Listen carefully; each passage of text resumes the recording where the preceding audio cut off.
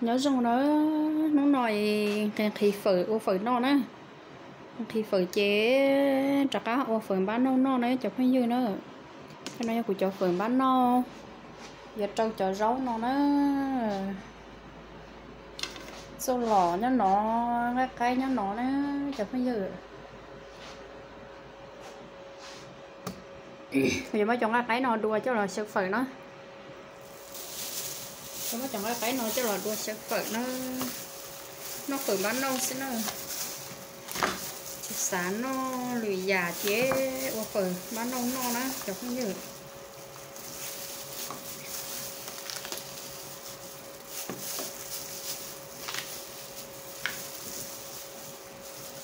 bây giờ món lúc học xía nó cho là sơ phở nó đó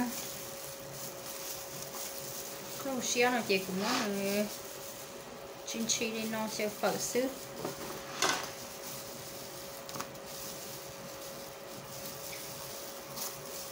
chỉ nhiều món lại chỉ không món chi đi nó sẽ phở thì nhiều cá cứ cho nó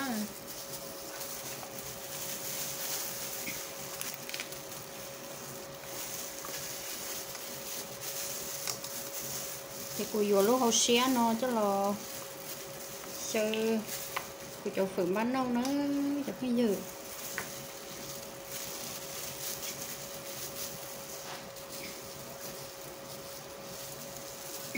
sẽ cắt cái nữa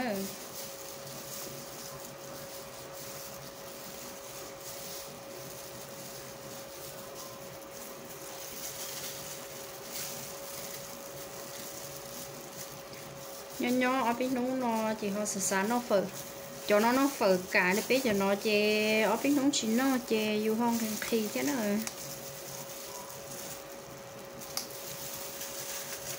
ok cái cua thì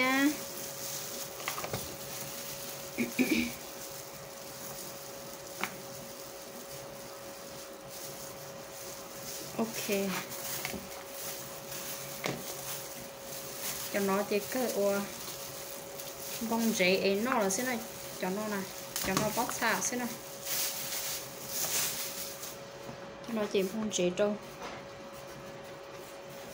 từ bóc xả thế này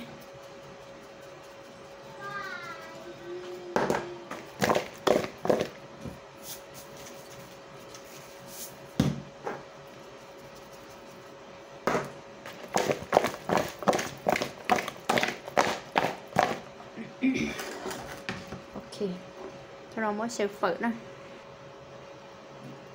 cho nên chỉ có cho nó chỉ có mà liệu cho qua là dư thế nào cho anh chỉ mình nhỏ nó tạt thế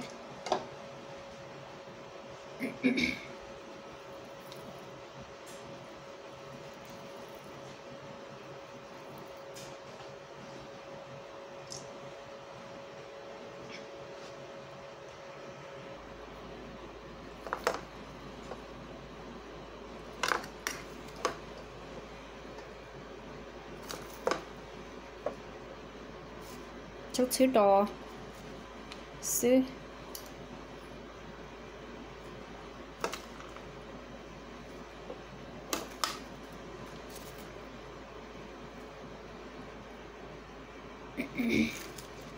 đó tôi lầu chị với nó rau cho nó rau ba xí sợ đó nó cho phần bán đâu nó mà gì rau ba sợ nữa gì rau ba lên nó sợ đó họ cho rau này nó nó chỉ chua và gì nữa họ nó này cũng cho là cho ra xứ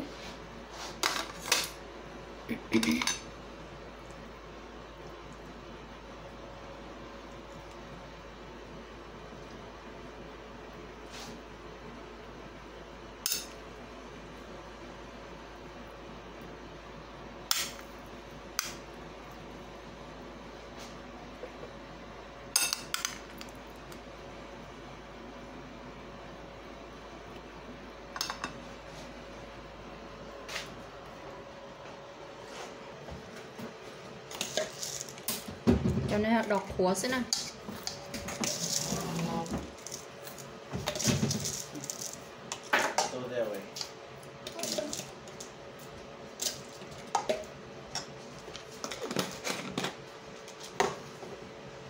cho mình nó phạt thế á.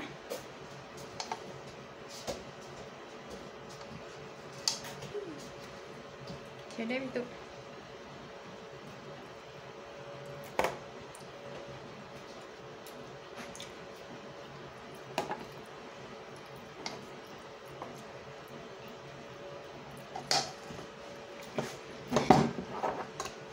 cho hết gió cho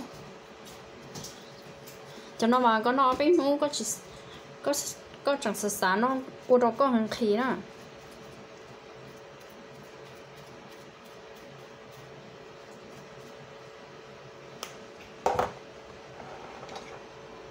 thì cho bạn sẽ của sẽ nó sẽ cá chập lời nữa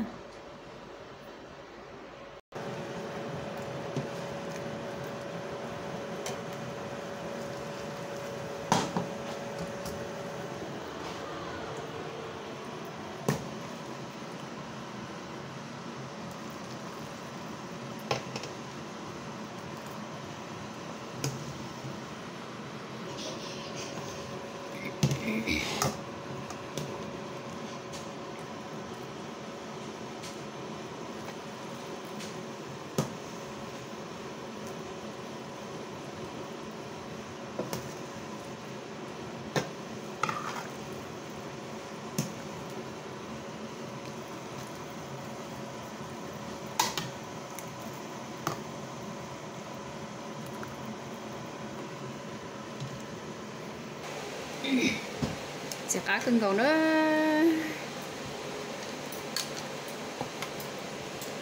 nó rồi sẽ cá chọc lại nữa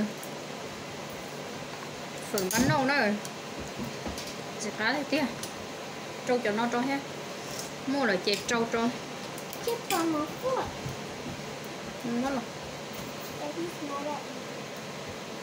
nó nữa sẽ cá này kia nữa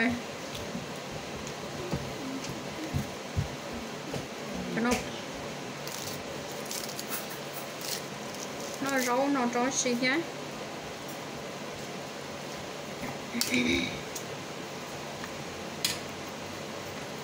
cá chập lời nữa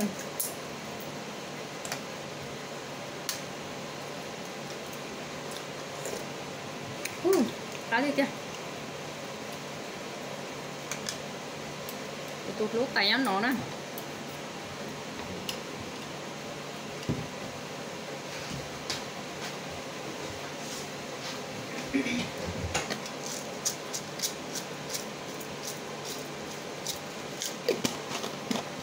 trộn gì đó kia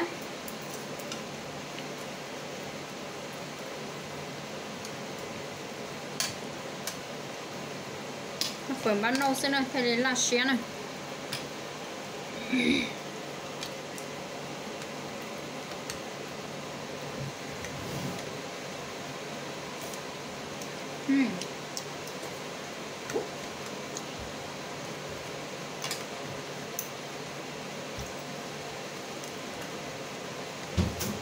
cá sắp lại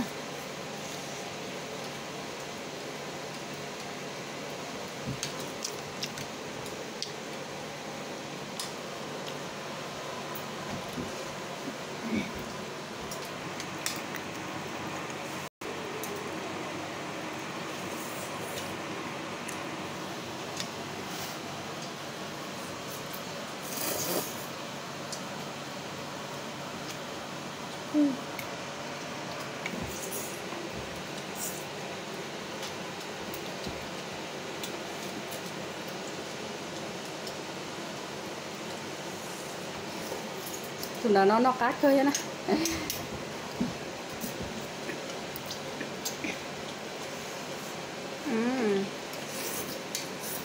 tụi nó thế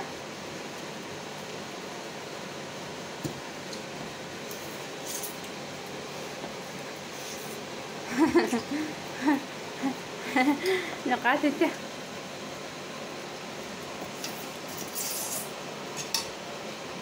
cửa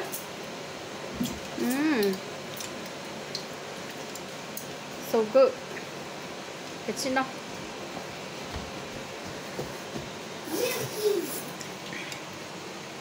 tay chị tí giờ tả đấy bye bye à 拜拜。拜，我去了。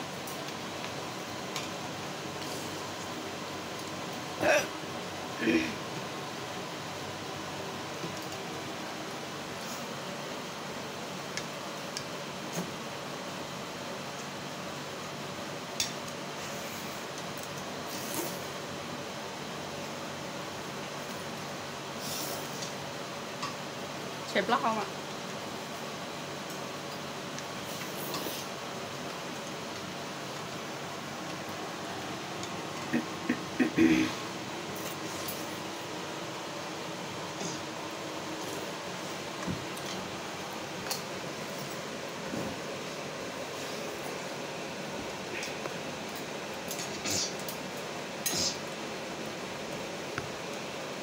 Oh, so yummy.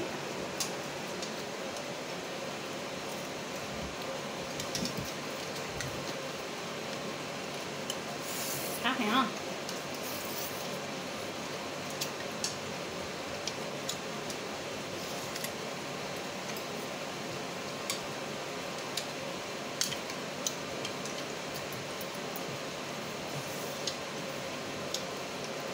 Almost done.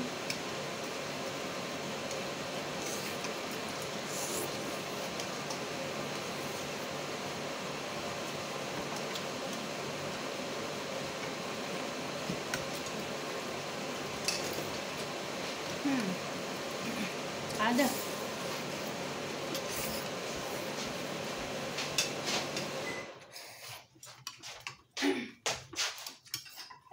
Thế nó cái gì không? Có muốn nó cái gì mới tụ? No. 그냥 Thế thấy con này? Vô mà. Dạ. Ok.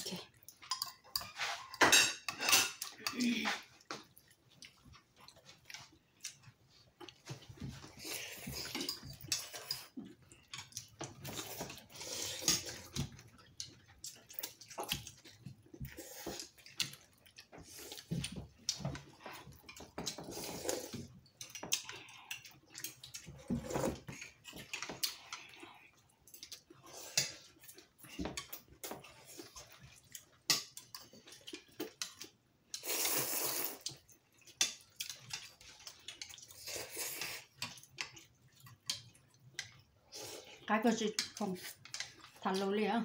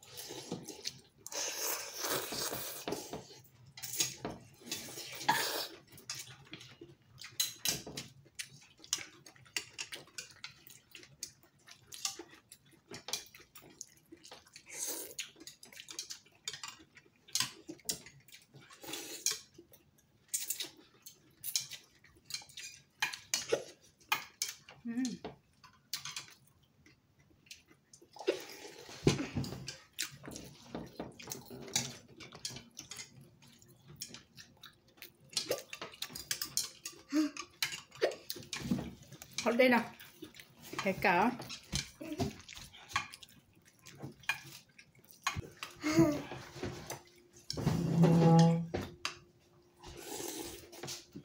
No more that. Hôn nào gì ạ?